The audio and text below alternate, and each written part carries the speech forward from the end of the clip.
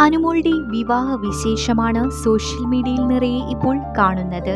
ഗുരുവായൂർ വെച്ച് നടന്ന അനുമോളുടെ വിവാഹ വിശേഷങ്ങളും അതിനുശേഷം പ്രൈവറ്റ് റിസോർട്ടിൽ നടന്ന ഡെസ്റ്റിനേഷൻ വെഡ്ഡിങ്ങുമെല്ലാം അനുമോളുടെ യൂട്യൂബ് ചാനലിലൂടെ ആരാധകർക്കായി പങ്കുവയ്ക്കുന്നുണ്ട്. അതുപോലെ ഇപ്പോൾ തമിഴ് സ്റ്റൈലിലുള്ള വിവാഹവും നടന്നിരിക്കുകയാണ്.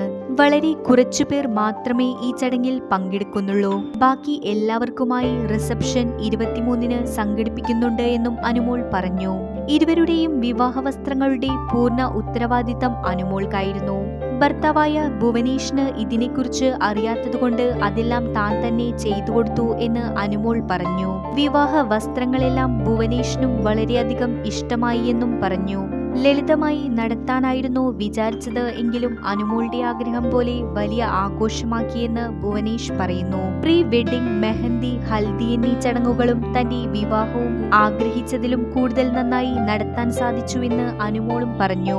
തമിഴ്നാട്ടുകാരനായ ഭുവനേഷിന് വേണ്ടി തമിഴ് സ്റ്റൈൽ വെഡ്ഡിങ്ങും ഇപ്പോൾ നടന്നിരിക്കുകയാണ്. മാത്രമല്ല ഭുവനേഷിന്റെ വീട്ടിലും അനുമോൾ എത്തി. അവിടെയുള്ള ചടങ്ങുകളും ഭംഗിയായി തന്നെ കഴിഞ്ഞു. ഇനി റിസപ്ഷൻ മാത്രമാണ് ഉള്ളത്. ഭുവനേഷിന്റെ വീട്ടിലെത്തിയ അനുമോൾ പങ്കുവച്ച കുറച്ച് കാര്യങ്ങളാണ് ഇപ്പോൾ ആരാധകരെ ഞെട്ടിച്ചിരിക്കുന്നത്. താൻ ഭുവനേഷിന്റെ വീട്ടിൽ ചെല്ലാറുണ്ടെന്നും അതുകൊണ്ട് തന്നെ ഭുവനേഷിന്റെ ഈയൊരു വീട് തനിക്ക് പുതുമയല്ലെന്നും അനുമോൾ പറഞ്ഞു. ഇരുവരും തമ്മിൽ പ്രണയത്തിലായിരുന്നു എന്നാണ് അനുമോൾ ഇപ്പോൾ വ്യക്തമാക്കിയത്.